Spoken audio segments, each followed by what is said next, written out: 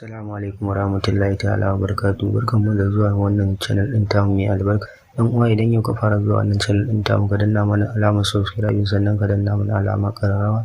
Sannan kuma za mu nuna muku yadda za ku samu wani coin kyar kimanin guda 50,000 a cikin Trust Wallet ɗin ku ta kyauta.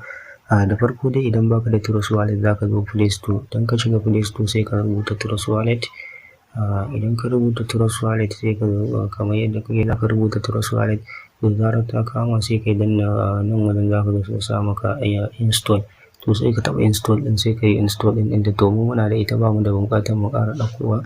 Za dai mu je ne kan Trust Wallet ɗin, nuna muku yadda za ku yi ku samu wannan coins ɗin kyauta, wanda kuma a ciki ake raba shi. To da farko in ka buɗe Trust Wallet ɗinka kamar haka, sai ka zo nan sama, sai ka zo nan daga sama ɗin nan wajen, gashi nan daga sama ɗin nan gurin wajen wannan 'yan madannan. To bayan ka zo nan wajen sai ka taɓa shi, sai ka taɓa, kana taɓawa sai ka za ga ya nuno ma wajen da za ka iya yin rubutu. To idan ya nuno maka sai ka saka Manitos. To kamar yadda kuke gani gashi nan Manitos ɗin, sai ka buɗe shi, sai ka taɓa wannan alamar kamar madannin nan, sai ka buɗe shi.